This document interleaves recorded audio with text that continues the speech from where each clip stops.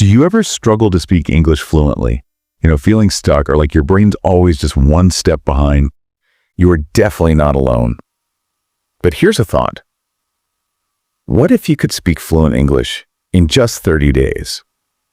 Even if you're like a complete beginner. That's quite a promise, isn't it? It really is. And that's exactly what our source material claims is possible, with the right method, of course. Right. So today, we're doing a deep dive into that specific approach.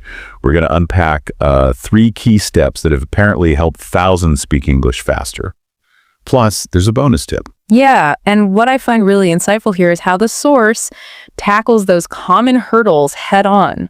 Like what specifically? Well, like that constant internal translation thing that trips so many people up. It doesn't just point it out. It gives you practical things to actually do to build real fluency, not just, memorizing rules. Okay, that makes sense. So let's get into it. Step 1, and this sounds like a big one, stop translating into... Yeah, exactly. The source makes a strong case that most learners get stuck thinking in their native language first, then trying to convert it. Right, like running everything through a mental filter. Mm-hmm. And that just slows you down massively. It makes your speech feel clunky, causes pauses, mistakes. It's like your brain is working overtime on the wrong task. So internal translation is the enemy of flow. Pretty much, yeah. It's identified as maybe the biggest fluency killer. So the method suggests something really simple to start. Cool. Just use super easy English words to describe your day. Out loud. How basic are we talking? Really basic. Like I wake up, I brush my teeth, I drink water. That level. The key is simplicity and saying it aloud every single day. Okay.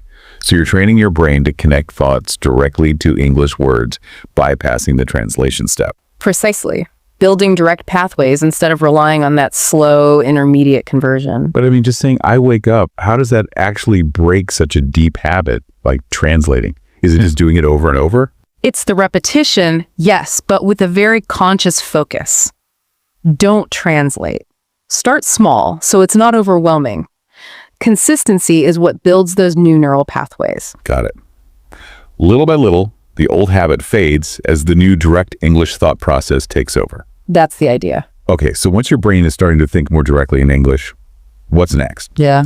The source talks about training your mouth, right? Step 2, shadowing. Yes, shadowing. This means you listen to a native speaker, maybe a short audio clip or part of a show, and you immediately repeat what they say. Immediately. Like talking over them almost. Well, right after them. You're trying to copy everything, not just the words, but their pronunciation, the rhythm, the intonation, even the speed. So it's physical practice for your mouth. Exactly. It's building muscle memory for speech. Think of it like learning an instrument. Your fingers learn the movements. Here, your mouth, your tongue, they learn the physical movements of English. Ah, I see. So it helps automate the production of sounds and rhythms, making it feel more natural over time. Right. Less conscious effort needed for the mechanics of speaking. Okay. Brain rewired, mouth trained. Oh. But none of it sticks without step 3, which feels crucial. Consistency, making it a habit. Mm-hmm. The source really hammers this home. Practice every single day, even just for 10 minutes. And this is where that powerful idea comes in. Which one? Fluency is not a skill, it's a habit. Wow.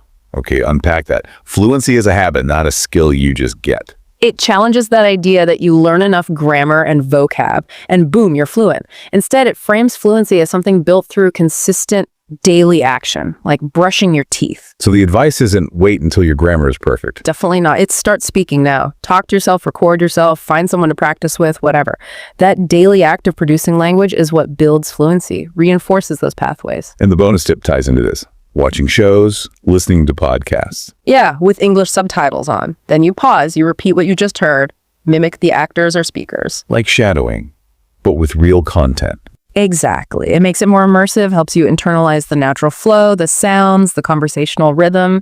It supports all the other steps, really. Builds listening and speaking confidence together. Okay, so pulling it all together, the core message from the source seems to be English isn't inherently hard. You just need the right method. A practical method. And really internalizing that idea. Fluency isn't just a skill you acquire, it's a habit you build daily. That's the core of it. Consistency trumps intensity sometimes. So thinking about that, Considering how vital consistency is in this approach, Yeah. how might framing your own language learning as a daily habit, not some huge, scary task, Yeah. actually change your whole approach to getting fluent in English? Was maybe one simple step, just one thing from what we talked about, that you could start doing daily, starting today. Enjoyed the video? Don't forget to like, comment, and share. Subscribe for more English learning videos. See you in the next lesson.